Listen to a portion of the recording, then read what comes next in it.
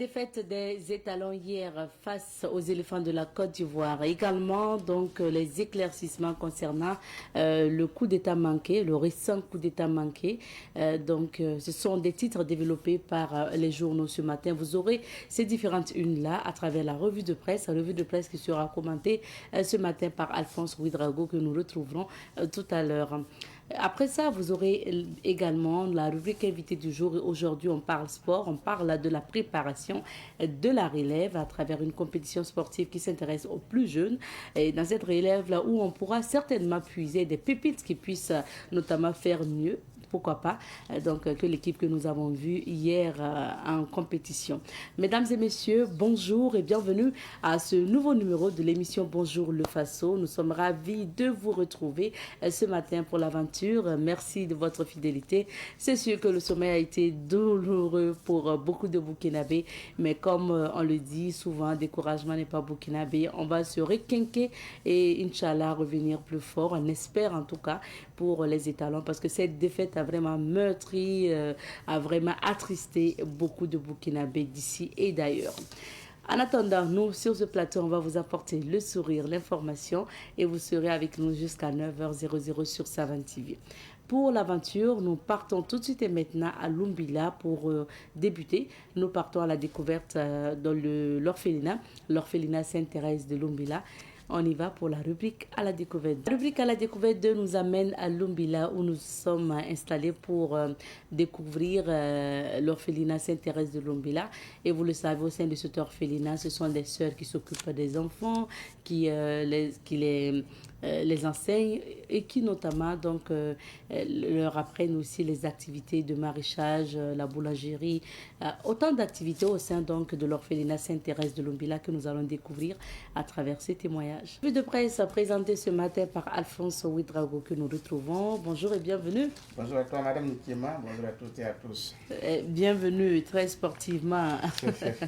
Avec un maillot de l'étoile filante de Ouagadougou. D'accord, très bien. Club très capital. Au niveau du Burkina Faso. Au niveau du Burkina Faso. Ouais. D'accord. Chez nous, il n'y a pas de découragement, quoi. Ah oui, même si d'après les amoureux du foot, le foot a reculé dernièrement, non? Tout à fait. Découragement n'est pas burkinabé. Voilà. D'accord. On va donc découvrir les titres de l'actualité déjà. Et je commence avec le journal de tous les Burkinabés citoyens à sa une ce matin, affiche coup d'état déjoué. La situation est sous contrôle, arraché donc le ministre Mamadou Sana, ministre de la Sécurité. Cannes 2025, les étalons disent adieu à leur rêve de trophée dès le 8e de finale. Boromo, la douane saisit 81 fûts de cyanure dissimulés dans la brousse. Toujours avec Sidoya, modernisation de l'administration fiscale, la facture électronique certifiée officiellement lancée. On murmure, Fadan Gourma, un élève meurt par noyade. Agent de voyage et de tourisme, le syndicat national suspendu. Conseil constitutionnel coopération institutionnelle. Le Conseil constitutionnel échange avec le Premier ministre, écrit Sidoya. Le journal Bobolé, l'Express du Faso, lui, nous parle également ce matin. La Cannes 2025 et dit le rêve brisé des étalons. Développement local à Bobo-Dioulasso, le cadre apporte environ 60 millions de francs CFA à l'initiative Faso Mebo. Région du Guiricot, toujours avec l'Express du Faso, la gouverneure Mariama Konaté appelle à l'unité et à l'engagement. Soutenance à l'université Aube Nouvelle Bobo, Rainato Kumbo Birgi obtient la mention très honorable. Toujours avec Sidoya dans sa rubrique, toujours avec l'Express du Faso, dans sa rubrique Autant le dire, facture électronique certifiée. Il va falloir relancer sérieusement le réseau.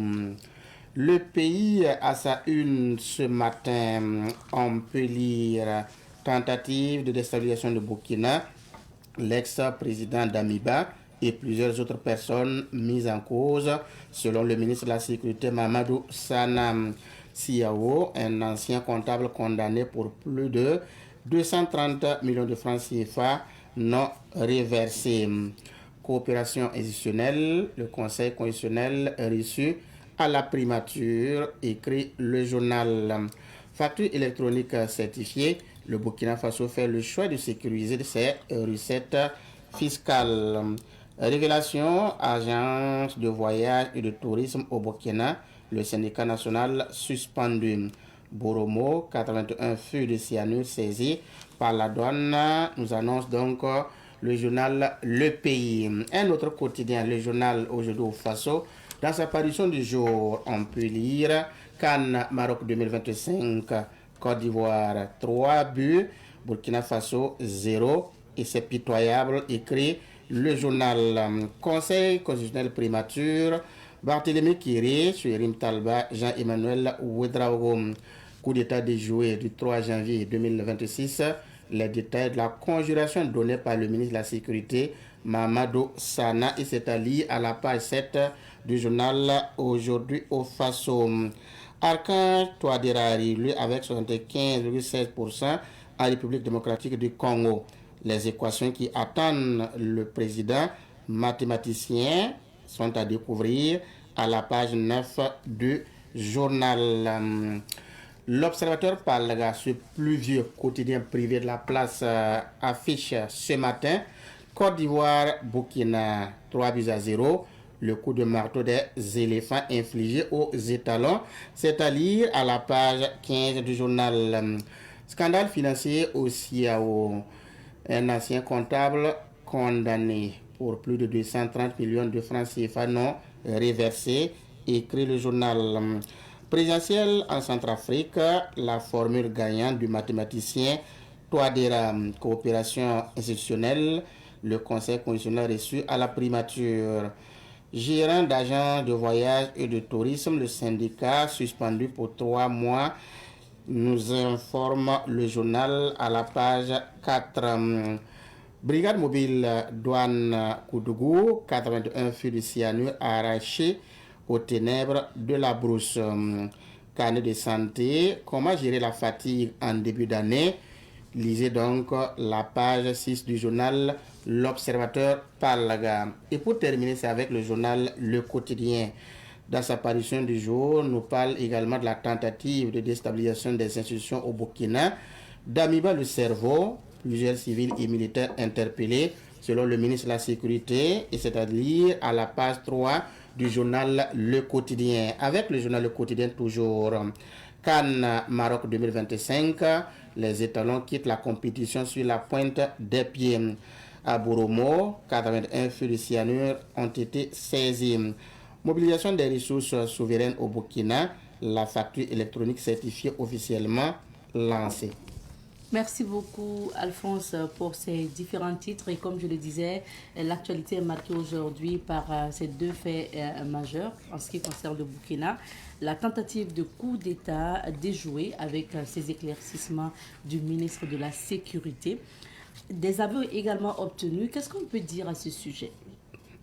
Alors, il faut d'emblée noter que c'est une sortie qui était donc attendue parce que depuis dimanche, sur la toile et dans certains groupes WhatsApp, les informations fusées de partout et surtout avec cette sortie nocturne de ces Ouaïens, la veille citoyenne, ou dans certains endroits du Burkina Faso, et à Bourg-Lasso, peut-être dans d'autres endroits d'ailleurs.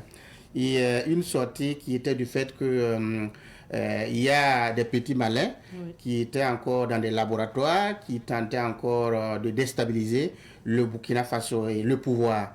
Et cette sortie du ministre de la Sécurité confirme qu'effectivement, quelque chose était prévu le 3 janvier 2026 à 23 heures. Et ce qui était prévu, c'était de mener des actions qui visaient donc à déstabiliser les institutions du pays. Et selon les explications du ministre de la Sécurité, ce qui était prévu avait pour cerveau le ex-président Paul-Henri Sandaogo Damiba, aujourd'hui qui se trouve donc à Lomé, au Togo. Et le plan avait été donc ficelé par ce dernier, selon donc les explications du ministre de la Sécurité.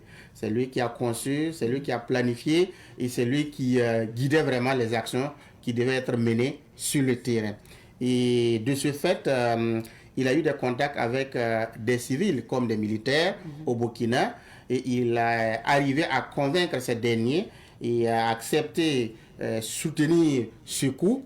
Et le ministre nous explique que, en vérité, le coup devait se matérialiser sur le terrain à travers des assassinats ciblés, à commencer par le chef de l'État, le capitaine Ibrahim Traoré, qui était visé. Il devait être assassiné soit à bout portant par une arme, ou il devait être rejoint à son domicile, où l'assassinat devait donc être mené. Et c'est ce qui était prévu pour son cas. D'autres personnes, d'autres autorités étaient aussi dans les collimateurs, des civils comme des militaires. Alors, c'était le plan qui avait été savamment mis en place. Et l'autre élément, le ministre nous explique que des moyens ont été mobilisés pour la réussite de ce coup. Et sur cette question, l'argent est venu de la Côte d'Ivoire et l'argent est arrivé au Burkina et ça avait été divisé. Des gens ont été donc envoyés pour aller chercher l'argent et remettre à qui de droit. C'est ce qui avait été donc planifié. Et les militaires qui devaient être dans le coup devaient être subdivisés en groupes et chaque groupe avait une mission bien déterminée, bien précise. Et l'autre élément qu'on peut soulever aussi, c'est que au même moment que les assassinats ciblés se faisaient sur le terrain, des forces, une opération terrestre devait être menée et à travers le soutien des forces extérieures. Sans qu'on ne sache, il n'a pas dit, ces forces devaient venir d'où, mais des forces extérieures devaient soutenir donc ce coup-là qui a donc été déjoué. Et je vous dis que ce qui a convaincu plus d'un, c'est que le ministre a laissé entendre que après les auditions, après les interpellations, on a obtenu des aveux. C'est ça. Et sur ces aveux-là, il y a un commerçant du nom de Madissa Kandé qui a accepté effectivement de donner sa version des faits.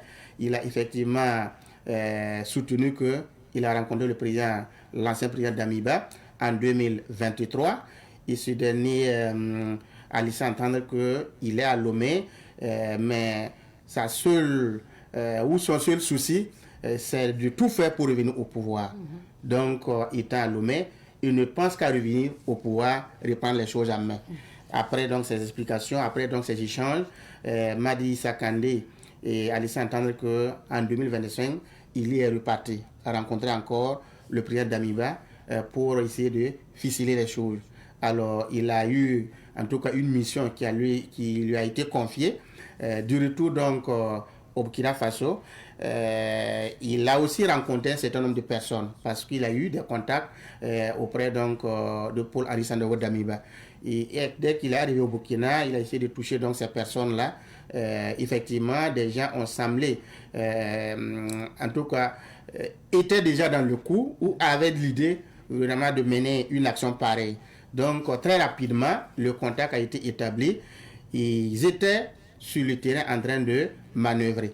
Donc, malheureusement pour lui, il termine en disant que c'est en remettant les commissions, c'est-à-dire l'argent qui a été, les 70 millions qui ont été divisés, après avoir remis donc ces commissions-là, il s'est éteint donc en échange avec un certain nombre de personnes qu'ils ont été pris par les forces donc de sécurité. Et son histoire s'arrête donc ici, où il termine en disant qu'il demande pardon au peuple burkinabé, au président, capitaine Ibrahim Traoré. Donc, voici succinctement ce qu'on peut retenir de cette affaire, donc du coup d'État déjoué. Le ministre a terminé en disant que les interactions se poursuivent, les enquêtes se poursuivent également, mais les personnes déjà arrêtées seront donc présentées au procureur du Faso et qu'elles subiront la rigueur de la loi. Ah oui. Est-ce qu'on pourrait s'attendre à d'autres aveux? peut-être? Ben, pourquoi pas, puisque ce n'est pas encore fini. Surtout que le ministre s'est voulu prudent en disant qu'il y a des informations qu'il ne peut pas communiquer pour le moment à la population pour ne pas donc piétiner ce qui est en train d'être mené comme enquête sur le terrain. Donc, nous pouvons que nous en tenir à ce qu'il nous a donné d'abord comme information et comme avis pour le moment. Merci bien. Deuxième sujet, qu'en 2025, les étalons quittent la compétition sur la pointe des pieds. J'écoutais les titres des journaux, ils n'ont pas été du tout tendres avec ça ne pouvait les pas étalons. être autrement. Ça ne pouvait pas être. Je ne sais pas si c'est aujourd'hui ou façon. C'est le journal Le Quotidien. Le Quotidien. Voilà, les étalons quittent donc la compétition sur la pointe des pieds. Je pense que s'il y a mieux, on peut dire que plus il y a à dire plus que ça, ça a sa place, parce que ce que nous avons subi hier, c'est un revers insupportable.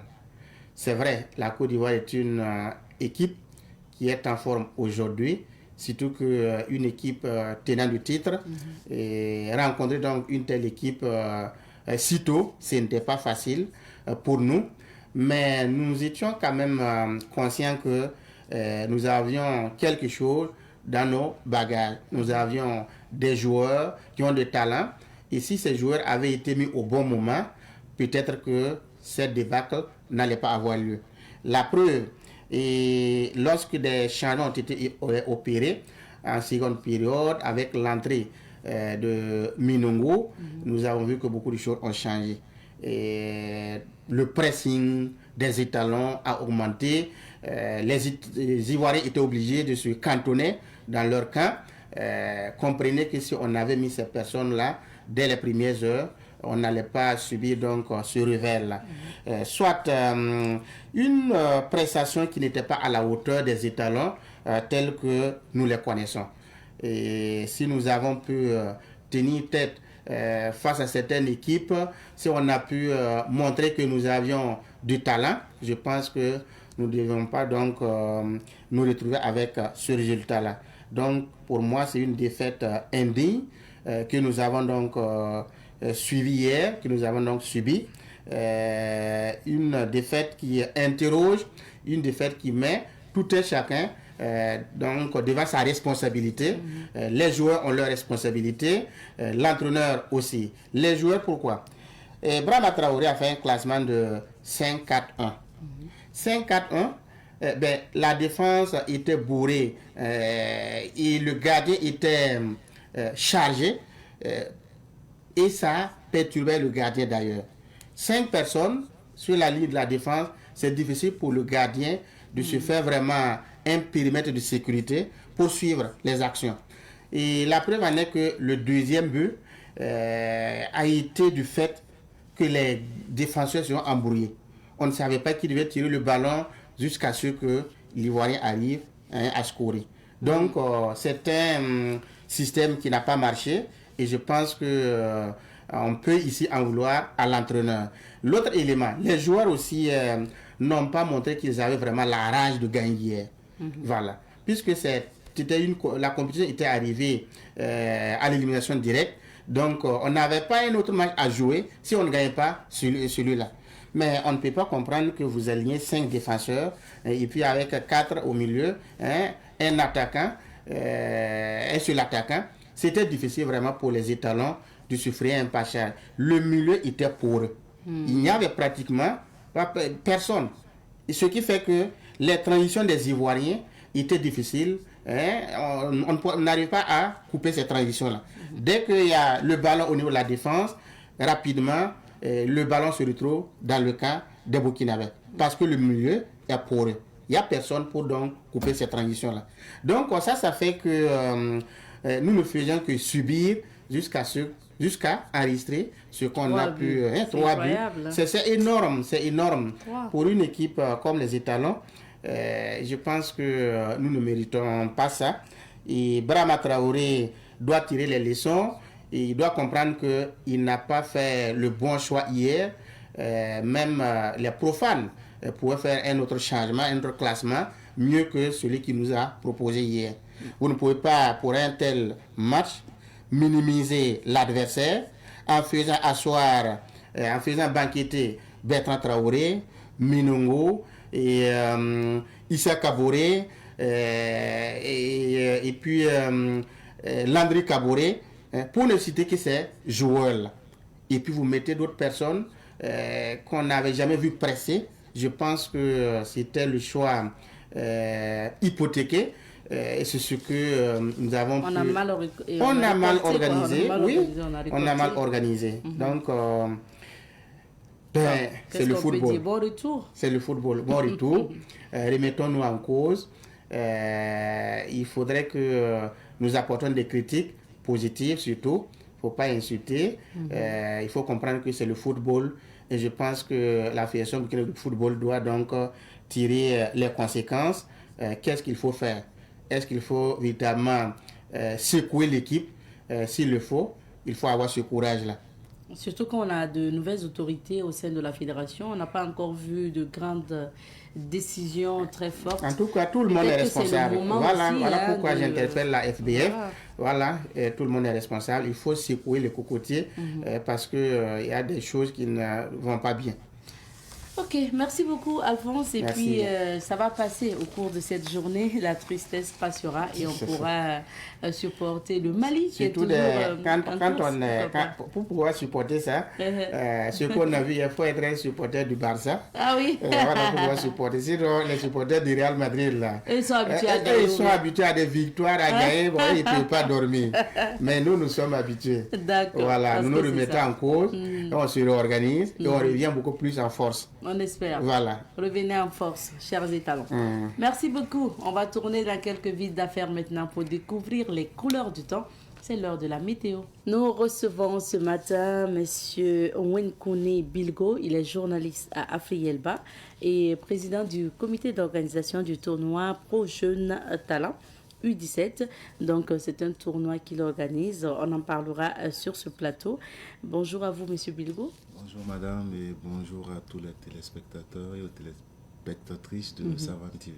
On va vous inviter à pousser un peu la voix pour qu'on puisse mieux vous entendre. Okay. Merci d'être sur ce plateau. Comme vous êtes là pour parler du sport, avant donc de parler de votre tournoi, on vous permet un commentaire suite au match d'hier parce que les étalons en 8e de finale ont notamment affronté les éléphants de la Côte d'Ivoire. Ça s'est mal passé.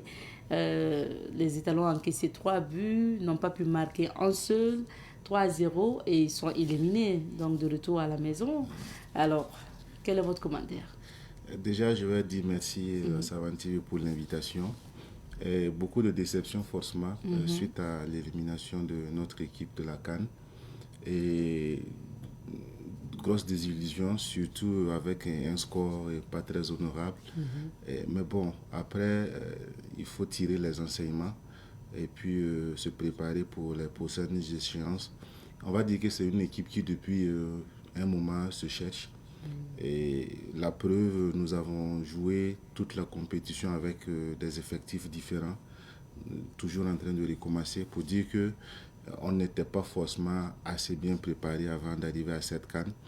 Et Brahman n'était pas non plus très gâté quand on voit notre effectif avec les blessés. On a dû appeler des joueurs blessés pour attendre qu'ils se portent mieux avant de les faire jouer. C'est compliqué. Mais bon, beaucoup disent qu'on aurait pu perdre mais avec la manière. Mais le mal est déjà fait.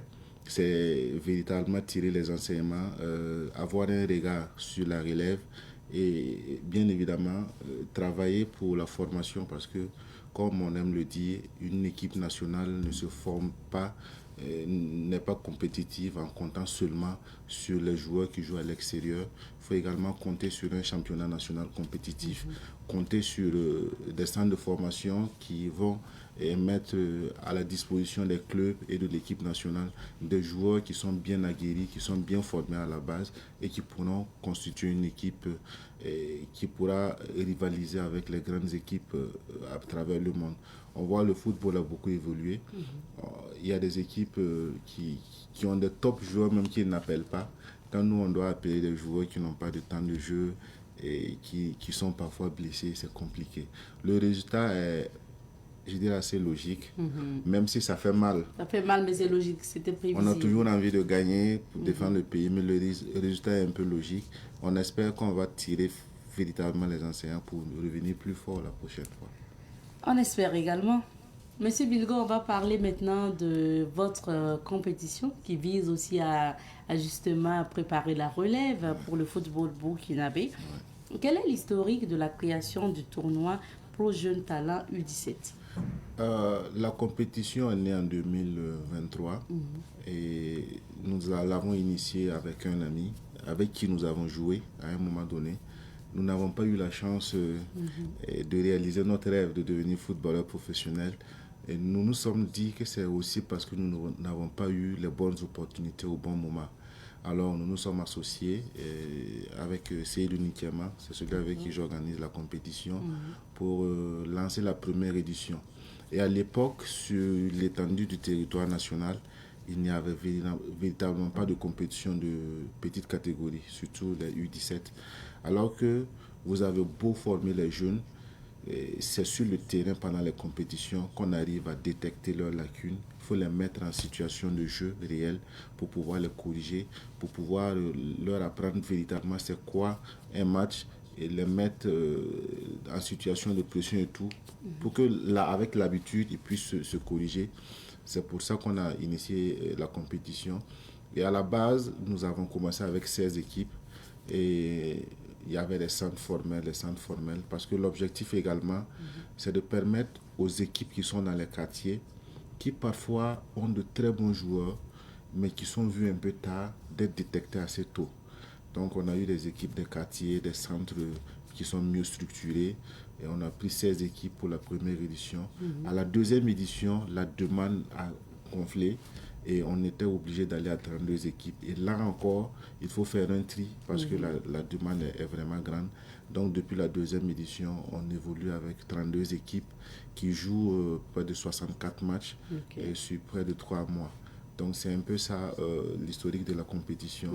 On veut donner de la compétition aux jeunes et permettre également aux centres de formation informels qui sont dans les quartiers de voir comment on s'organise, de voir comment ils peuvent véritablement tirer profit de la formation des jeunes. Vous savez, le football, c'est un sport qu'on n'apprend pas lorsqu'on a 15, 20 ans. C'est quand on a 5, 6 ans qu'on commence à taper dans le ballon et qu'on prend les habitudes. Et malheureusement, ces jeunes entraîneurs-là qui souvent se donnent corps et âme pour que les enfants puissent avoir les bases, lorsqu'ils commencent à progresser, ils sont oubliés. On a beaucoup de problèmes liés à cet état de fait. Et l'objectif également de la compétition, c'est de permettre aux entraîneurs, aux coachs, de pouvoir mieux s'organiser, de pouvoir se structurer pour pouvoir bénéficier du fruit de leurs efforts. Et cette année, pour mieux les outiller, nous avons même organisé une formation pour eux, juste pour les entraîneurs qui participent à la compétition, pour leur permettre d'être plus performants et également de mieux maîtriser les rouages. Voilà. Et donc, pour cette compétition, ce tournoi-là des jeunes, vous vous intéressez à quelle cible? La cible, c'est les joueurs qui n'ont pas 17 ans. Voilà, il faut avoir au moins de 17 ans. Et c'est le football, c'est un sport collectif. C'est les équipes que nous prenons naturellement. Mais il faut avoir une certaine organisation. Parce que si vous voulez aller loin, si vous avez des objectifs clairs, il faut être organisé. Et pour ça, déjà, nous prenons les équipes qui ont un comité dirigeant. Voilà, il faut avoir un président, un bureau. Et également, il faut avoir un staff technique, un entraîneur adjoint et tous ceux qui sont autour. Et pour participer à la compétition, il faut pouvoir avoir 25 joueurs dans son effectif et avoir un terrain d'entraînement où vous vous entraînez régulièrement. Et comme je l'ai dit, nous prenons des centres qui sont structurés. Il y a des centres que tout le monde connaît, qui forment les joueurs, mais il y a aussi des centres qui sont dans les quartiers, qui sont également des réservoirs de joueurs. C'est tout le monde mais il faut un minimum de structuration. Donc, c'est ces équipes-là nos cibles. C'est pour ça que vous mettez l'accent. Vous avez dit, cette année, c'est la 4e édition. Effectivement. Vous avez dit quelque chose quand même sur le bilan, parce que vous dites que à la première édition, vous étiez à 16 équipes, ensuite à 32. Ça veut dire qu'il y a de l'intérêt autour de ce tournoi-là. Est-ce que le bilan, il est totalement positif, le bilan de ces 3 éditions passées? Le bilan est positif parce que déjà, permettre aux jeunes d'avoir 64 matchs chaque année, c'est déjà quelque chose. Si vous êtes les équipes qui vont jusqu'au bout ont plus de 2000 minutes dans les jambes. C'est les minutes qui font les joueurs. Vous verrez que lorsqu'on y en a une grande compétition, on a toujours ce problème en disant est-ce que tel joueur joue dans son club et tout. C'est le jeu qui permet aux joueurs de se former et de s'améliorer. Donc, rien que le fait de pouvoir donner de la compétition aux jeunes, pour nous, c'est déjà un bilan positif. Et chaque année, la compétition a pu aller jusqu'au bout.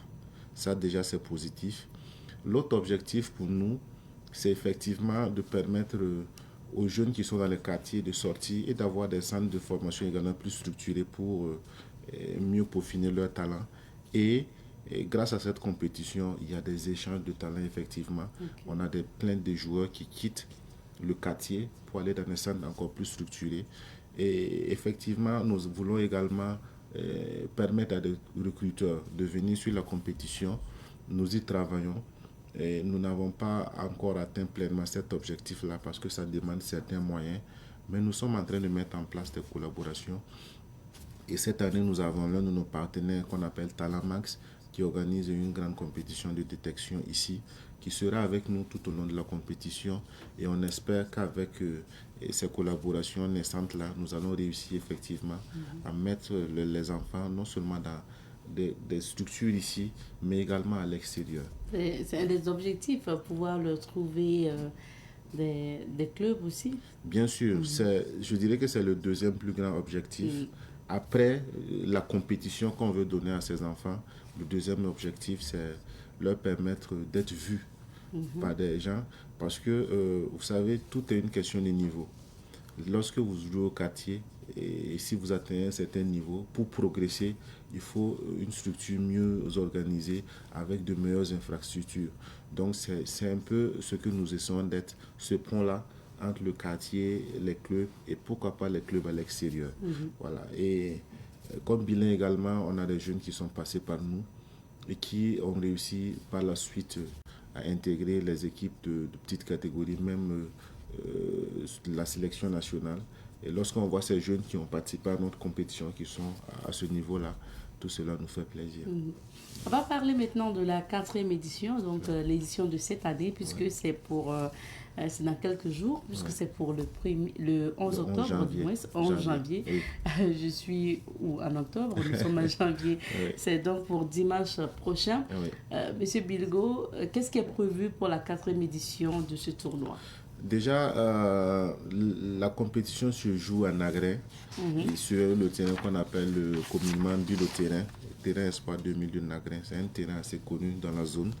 Donc, ceux qui viendront auront déjà droit à un match de levée de rideau qui opposera les entraîneurs de la compétition. Les différentes équipes qui participent à la compétition ont des entraîneurs qui, pour la plupart, ont déjà tapé dans un ballon, qui vont jouer contre une équipe qu'on appelle les Vieux s'amusent, une équipe d'anciens joueurs également. Ce sera le match de levée de rideau. Ensuite, on aura bien sûr la cérémonie d'ouverture et après, bien sûr, le match qui va opposer l'équipe qui a gagné 3 fois la compétition, qui est AS Elite. Depuis la première édition, c'est cette équipe-là qui, chaque année, vient repartir avec les trophées. Et cette année, elle sera opposée à APV. C'est une autre équipe. Et on espère que notre équipe réussira véritablement à titiller cette équipe-là cette année. Et pour cette édition, comme je l'ai dit il y a quelques instants, on a décidé d'apporter une grande innovation qui est la formation des coachs. Et nous allons continuer avec cette belle innovation-là. La formation a été donnée par un entraîneur très respecté ici, un technicien, fin technicien qu'on appelle Mousso Ouedraogo, dit Morino, qui nous a accompagnés, à qui nous disons merci.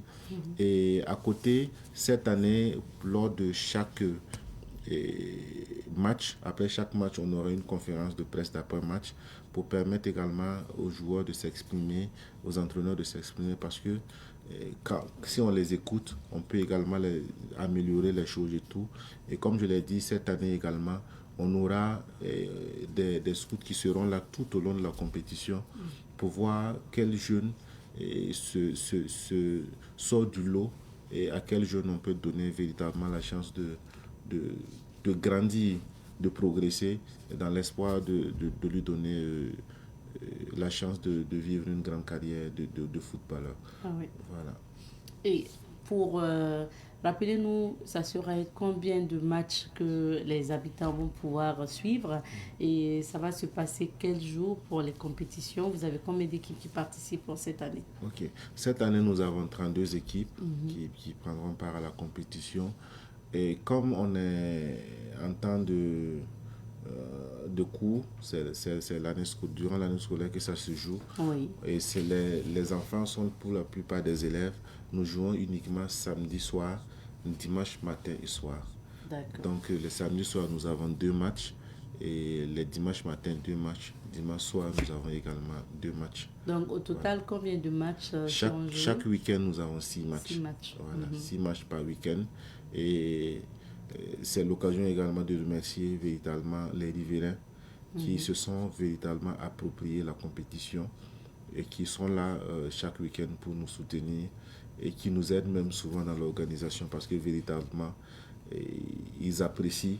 Il y a de la qualité lors des différentes confrontations. Il y a une belle ambiance parce qu'au-delà du fait que c'est du sport, c'est la relève, c'est également un moyen d'occuper sainement les gens, d'occuper sainement les jeunes qui viennent pour soutenir leurs équipes et passer de bons moments. Voilà. Et ça va se passer durant 3 mois avant donc, la finale? Avant la finale, généralement la finale, on la joue dans le mois de mai. Ok. Et la date n'est pas encore définie. Voilà, donc on finit les phases à élimination, les phases de poule d'abord, ensuite les phases finales et ensuite on désignera les 2 finalistes avant de communiquer la date de la finale. Et comme c'est vraiment dans quelques jours, dimanche prochain, ça veut dire qu'à ce jour, toutes les équipes sont connues, les équipes inscrites bien sûr. Oui. Tout est déjà bien sûr, ficelé. Les inscriptions sont achevées depuis décembre. Et c'est également dans le mois de décembre qu'on valide les différentes équipes. Okay. Comme c'est une compétition de petite catégorie, il faut faire les vérifications par rapport aux âges, par rapport à qui peut jouer. Et tout cela a été fait dans le mois de décembre.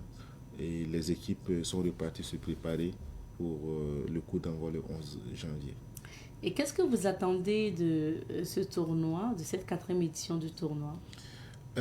Pour cette 4e édition, nous espérons déjà que tout se passe bien comme les autres années, que la fête soit belle, qu'il n'y ait pas de blessés, parce que le football, c'est un sport de contact, c'est un sport où parfois il peut y avoir des blessures malheureuses. Et Dieu merci, depuis la première édition, on n'a pas véritablement eu de graves blessures. Donc, notre prière est que Dieu fasse que tout se passe bien et c'est également un sport de passion. Donc, souvent, les passions peuvent se déchaîner, il peut y avoir des échauffourées. Dieu merci, même s'il y a souvent eu des incompréhensions, on a toujours réussi à régler les choses de la plus belle des manières. Donc, c'est déjà prier Dieu et mettre tout en œuvre pour que la compétition aille au bout, que tout se passe bien. Et effectivement, on espère que cette année encore, on aura des jeunes qui vont quitter de là où ils sont pour progresser, pour trouver de meilleurs clubs et pourquoi pas aller en Europe pour embrasser des carrières professionnelles. Bien sûr. Merci bien. Alors, nous vous permettons maintenant un mot de fin. Votre invite à l'endroit de la population de Ouagadougou, plus précisément de Nagré, par rapport à ce tournoi pour finir. Déjà, l'appel, c'est de demander à la population qui sort toujours, qui nous a toujours soutenus d'être là pour une 4e édition qui se veut encore plus relevée parce que chaque année, le niveau monte.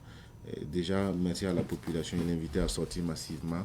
Nous invitons également toutes les personnes qui peuvent nous accompagner parce que c'est une initiative privée et c'est pas toujours évident, mais on met nos petits moyens pour que ça se fasse. C'est également un cadre qui peut permettre à des gens, parce que le football c'est du business aussi, des gens de venir et de pouvoir accompagner des jeunes qui pourront réussir demain et cela sera profitable non seulement à ces jeunes, aux familles et également à ces personnes qui vont les accompagner. Donc toutes les personnes qui peuvent donner un coup de main pour que cette compétition puisse bien se dérouler sont invitées à nous accompagner parce que c'est ainsi qu'on va construire cette relève-là. Il y a tellement de talents au Burkina, beaucoup de talents qui meurent dans les quartiers et c'est justement ces talents qu'on doit sortir, qu'on doit accompagner afin de pouvoir nous représenter valablement sur l'échiquier international. Donc, c'est inviter tout le monde à sortir déjà le 11 janvier pour l'ouverture et à être avec nous chaque week-end pour qu'on puisse soutenir ces jeunes-là, pour qu'on puisse les accompagner. Et je n'oublie pas bien évidemment de dire merci à Savane TV, Savane Média, qui, bien avant cette invitation, nous a toujours accompagnés et dans nos activités, que ce soit nos conférences de presse et même les cérémonies d'ouverture et de clôture. Merci beaucoup pour cet apport combien précieux. Merci beaucoup à vous. Et vous rappelez, le terrain, ça se joue dans quel terrain? C'est sur le terrain Espoir 2000 de Nagrin, communément appelé terrain de Bilo. De Bilo. Voilà, c'est plus connu dans la zone. Donc, vous êtes attendu le 15... Déjà le 11, non vous avez... le 11 janvier. Dimanche prochain. Je pense que vous serez là également. On espère. On espère également être là avec vous, Monsieur Bilgo. Merci d'être passé sur ce plateau. C'est moi qui vous remercie. Que Monsieur Wenkouni Bilgo est journaliste à Afrielba. Il est également le président du comité d'organisation du tournoi Pro Jeunes Talents U17. On va s'arrêter ici pour l'entretien de ce matin. On va marquer une petite pause et on revient pour la suite. Et de retour sur ce plateau pour la suite de l'aventure, nous allons notamment revenir sur la rubrique à la découverte 2. On va écouter les sœurs donc, de l'orphelinat Sainte-Thérèse de Lumbila sur notamment l'orphelinat et les activités et on revient. Je m'appelle sœur Angèle Nassa. Je suis la responsable de la pizzeria. Fabriquons le pain au sésame, le pain au petit mil, le pain au lait, le pain au sorgho. Et aussi, nous faisons de la pizza à la recette italienne. Nous faisons aussi les jus locaux, nous vendons de la spiruline aussi, et aussi des gâteaux et d'autres choses. C'est un peu rentable. C'est avec ça que nous arrivons aussi à subvenir aux besoins des enfants quand nous manquons de dons. Mais je ne peux pas dire que ça peut couvrir pour nourrir tout à fait les enfants. C'est avec le don des gens que nous arrivons à faire face. Le pain au sésame, oui, les enfants consomment et en plus on vend aussi. Les clients, ce sont les passants de la route, la population aux alentours et aussi les gens de Ouagadougou. Les gens connaissent tellement le pain au sésame et c'est ici qu'ils viennent acheter parce que c'est l'origine ici. Ailleurs aussi, ils vendent le pain au sésame, mais ils disent que ce n'est pas pareil. Ils viennent à la source. Je prie Dieu pour qu'on ait des bienfaiteurs qui nous aident à avoir des plaques solaires pour réduire le coût de notre électricité. Parce que l'électricité nous coûte très très cher. Si vraiment nous ne payons plus l'électricité, ça va beaucoup nous aider. Le devis de plaques solaires, c'est très cher que nous ne pouvons pas installer. Si vraiment il y a des hommes de bonne volonté, nous leur demandons en tout cas de nous venir en aide. Je suis la sœur Kadeba Marie-Thérèse, présidente de l'association AVE. C'est ça, le matin, quand elles arrivent, elles désinfectent l'atelier et elles mettent un tissu sur le plateau.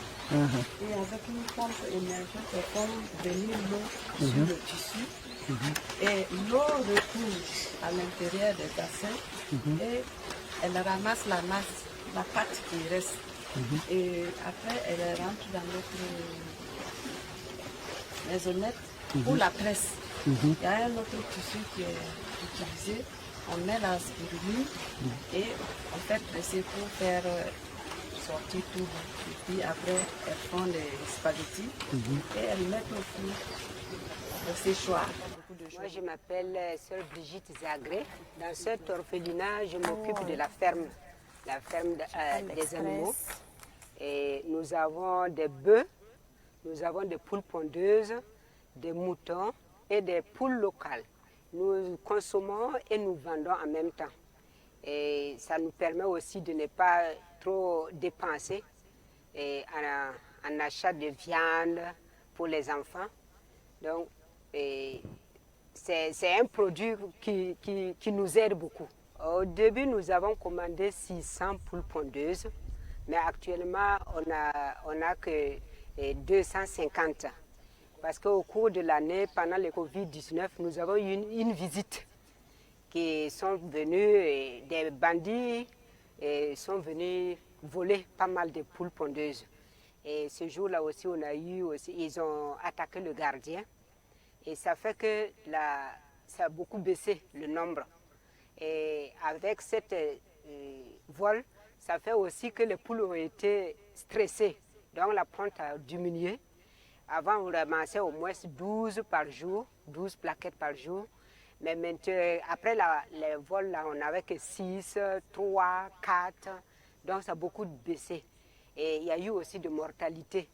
Parce qu'il y a eu une peste aussi qui est arrivée, des maladies qui ont beaucoup aussi tué nos poules. Je m'appelle Sœur Noélie Kabouré. Voilà, je suis enseignante à l'école Sainte-Thérèse de Lumbila, notre école, l'école des sœurs. L'idée de l'école est venue du fait que comme nous avons les orphelins au sein de l'école et qu'ils sont nombreux, voilà, pour sortir, traverser le goudron pour aller ailleurs, c'était très un danger. Nous avons eu des bienfaiteurs qui nous ont aidés à construire l'école. Mais vu que l'environnement et le village en avaient besoin, nous avons ouvert notre porte aux habitants du village pour leurs enfants. Ce qui fait que le nombre d'élèves aujourd'hui ne sont pas que les orphelins, mais vous savez que les élèves aussi des alentours qui sont là. Le primaire, en tout cas, nous avons à peu près 65 élèves pour le primaire et puis 160 pour la maternelle. Nos enfants à nous sont dans la maison. Voilà, les enfants que nous nous occupons. Les enfants qui viennent du dehors, nous, avec l'aide de l'État, la dotation de l'État, nous faisons le repas à midi pour ces enfants. Donc ils mangent à midi et ils restent jusqu'à le soir. Pour la maternelle, ils ont le goûter à 10h, le repas à midi et le goûter à 16h. Et les parents les récupèrent le soir. Vu le nombre des élèves, nous n'avons pas toutes les infrastructures nécessaires pour les accueillir. Par exemple, on a souhaité avoir un réfectoire pour les enfants, une salle à manger, voilà, avoir une cuisine, voilà, assez grande pour pouvoir faire le repas des deux entités.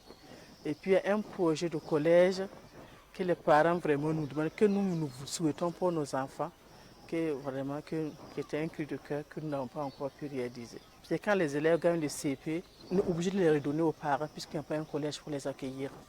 Donc on est obligé de les redonner à la famille et nous les soutenons. Puisque nous ne pouvons pas, c'est avec la route, c'est pas facile pour nous de les envoyer dehors. C'est dit vraiment un grand merci pour nos partenaires, pour tous ceux qui nous soutiennent, pour tous ceux qui nous encouragent.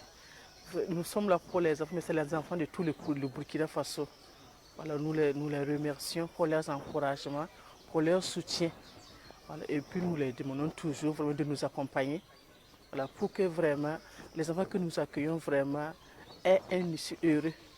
Voilà, que ce qu'ils ont pu commencer dans nos mains, d'autres nous aident, ou d'autres le font, que vraiment leur vie soit une réussite.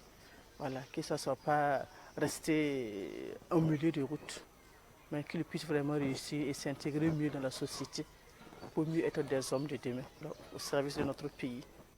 CAER, c'est le centre d'accueil des enfants en détresse. Ça a vu le jour en 1995 dans la région de Gulungu.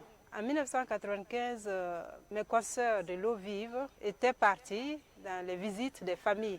Il y a une qui vient de Gulungu, donc elle était répartie avec les autres consoeurs qui ne sont pas du Burkina pour rendre visite à des personnes. et entre autres sa famille. Et dans la famille, elles arrivent, on leur parle d'une petite fille qu'on voudrait donner en mariage, mais le papa lui-même ne veut pas. Après, elles ressortent, il y a d'autres situations. Donc finalement, elles ont décidé d'accompagner cette petite. N'ayant pas de lieu, ce n'est pas en communauté qu'on pouvait amener une petite de quelques années pour l'accompagner. Donc la famille Swala à Yulungu, qui est la famille de notre consoeur, accepte d'accompagner cet enfant avec le soutien des travailleuses missionnaires. Et c'est comme ça qu'est venue l'idée d'accompagner. Ensuite, il y a eu d'autres enfants qui étaient dans des besoins aussi, dans des situations difficiles, entre autres des orphelins dont on a demandé aux travailleuses missionnaires d'accompagner. Et c'est comme ça que petit à petit, il y a eu des enfants qui sont venus sous la protection des travailleuses missionnaires. Et c'est grâce à la famille Swala qui a accepté en son temps d'accueillir ces enfants. Et progressivement, le nombre a grossi, étant dans une concession familiale, avec toutes les conditions nécessaires qu'il fallait pour un grand nombre d'enfants. Donc ce n'était plus possible de pouvoir garder tous les enfants dans la concession familiale. Et c'est comme ça qu'elles ont été, donc les premières travailleuses missionnaires ont été à la recherche d'un terrain où on pourrait construire et puis pouvoir accueillir un plus grand nombre. Et elles ont fait les démarches ici à Lumbila. Les propriétaires terriens ont accepté de nous concéder ce terrain qu'on a pu construire. Et on a une dimension de 13 hectares et demi, qui permet d'avoir toutes les structures possibles, donc les logements des enfants, le réfectoire, l'école, l'infirmerie, la boulangerie, et la ferme spiruline qui est aussi une algue cultivée. Vous avez eu déjà l'explication là-dessus pour pouvoir aider à la nutrition des enfants. La ferme animalière aussi, pour produire de quoi pour subvenir aux besoins des enfants. Depuis 2001, les choses se mettent progressivement en route. Beaucoup de choses ont été faites, mais il reste encore beaucoup à faire. Parce que les besoins sont toujours là, malheureusement. Les difficultés, c'est que l'éducation d'un enfant, ce n'est pas une chose simple. Donc ça, c'est une première difficulté. Un enfant, même si ici, c'est des enfants en détresse, d'autant plus. Donc c'est encore un plus dans les difficultés. Ils ont besoin de tout, comme tous les autres enfants, l'accès à la santé, à l'éducation et tous les autres loisirs, dans la mesure du possible. Donc, le centre essaie, dans la mesure de ses possibilités aussi, de répondre à ses besoins. Mais heureusement pour nous qu'il y a des amis, il y a des bienfaiteurs qui acceptent aussi de nous aider, de nous appuyer. Il y a des aides ponctuelles ou bien des personnes qui sont régulières aussi. Tout ça, ça contribue aussi à répondre aux besoins des enfants. Et puis, notre souhait, c'est que ces enfants aussi puissent profiter le maximum possible et pouvoir aussi s'épanouir dans la société. L'orphelinat accueille des poupons, donc les bébés, jusqu'à au moins 15 ans, donc jusqu'au CM2, 12 ans, 15 ans. D'autres enfants repartent avant. Ceux qui ont il y a des enfants qui sont placés pour 2 ans. Donc ces enfants-là repartent avant d'atteindre. Ceux qui n'ont pas la possibilité aussi, le centre essaie de les accueillir, de les accompagner jusqu'au certificat au moins. Après, le fonctionnement, il y a la partie administrative, il y a la partie boulangerie que nous avons vue, il y a l'école. Tout ça, c'est un ensemble. On essaie de se répartir les tâches avec l'aide des tantis pour les bébés, avec l'aide d'autres tantis aussi pour accompagner les plus grands, parce que même si ils sont un peu plus grands, mais vous avez des ados dans vos familles, vous savez ce que c'est. Et aussi à la boulangerie avec des employés, il y a un peu ces différentes répartitions pour nous aider aussi à gérer cet ensemble. En général, ils sont placés avec l'aide de l'action sociale. Et quand un enfant est dans les besoins, en général, les familles appellent soit l'action sociale, soit directement ici. Mais s'ils appellent ici, on les réfère à l'action sociale parce qu'il y a une enquête qui est faite avant de placer un enfant. Donc, les choses se passent de cette façon. Il n'y a pas de période. Ça peut venir, bon, il y a des années, par exemple, que ça peut venir 2, 4, 5. Il y a d'autres années, bon, c'est moins. Ça varie. Et comme nous ne sommes pas les seuls centres, il y a d'autres centres aussi. Donc, bon, ça dépend aussi des zones, voilà, où on se situe. Donc, si dans la zone ici, il y a des difficultés, il y a des enfants qui sont en situation difficile et que dans les autres CAED, ils sont déjà en nombre suffisant, bon, ils peuvent se référer, demander notre accompagnement. Elles avaient accompagné jusqu'au collège, au bac, étant dans la maison. Donc de là, ils allaient au collège. Bon, petit à petit, on a vu que la gestion était assez difficile. Et on n'arrivait pas, bon, on a jugé de pouvoir accompagner jusqu'au CM2 et pouvoir les suivre pour ceux qui ont encore des attaches familiales où ils peuvent s'insérer. Et comme ça aussi, ça les fait une insertion dans la société. Et bon, le centre, dans la mesure de ses possibles, continue de les accompagner. Par rapport aux besoins, bon, les besoins sont toujours là. On essaie avec l'appui de nos partenaires, de nos bienfaiteurs, de les accompagner. Maintenant aussi, le retour. Souvent, il y en a qui reviennent par surprise, oui. Il y a d'autres aussi qui reviennent pendant les vacances pour pouvoir passer un temps, un mois, quelques semaines avec leurs petits frères et sœurs et puis repartir pour la rentrée. Et en ce moment, le centre essaie de procurer pour la scolarité ou bien les fournitures pour qu'ils puissent repartir pour la rentrée. Donc il y a quelques-uns qui passent régulièrement aussi. Bon, nos projets, par exemple, on voudrait bien davantage éclairer la concession que vous voyez, surtout aux alentours où vont les enfants. Parce que bon, c'est vrai, on a un grand terrain, mais aussi il y a pas mal de reptiles. Et ça, c'est un souci. Quand ils sortent, voilà, on est toujours inquiet que quelque chose arrive. Donc, le projet d'éclairer un peu plus notre propriété autour des concessions. On a aussi le projet dans la mesure du possible, de faire le collège pour que ces enfants qui vont la plupart jusqu'au CM2 puissent aussi, dans la mesure du possible, continuer jusqu'au BPC au moins. Voilà. Parce que quand ils quittent ici, après le CM2, pour ceux qui ne repartent pas tout de suite, le centre doit quand même continuer de les soutenir dans la mesure de ses possibilités pour que ces enfants puissent avancer le plus possible dans la scolarisation. Et de retour sur ce plateau, juste le temps de se dire au revoir. Vous écoutez à l'instant les sœurs de l'orphelinat Sainte-Thérèse de Lumbila à travers les témoignages. On va se dire au revoir ici. Merci à vous qui nous avez suivis. Prenez soin de vous et Inch'Allah, demain on se retrouvera pour d'autres numéros de Bonjour le Faso. En attendant, portez-vous bien et on se dit cues.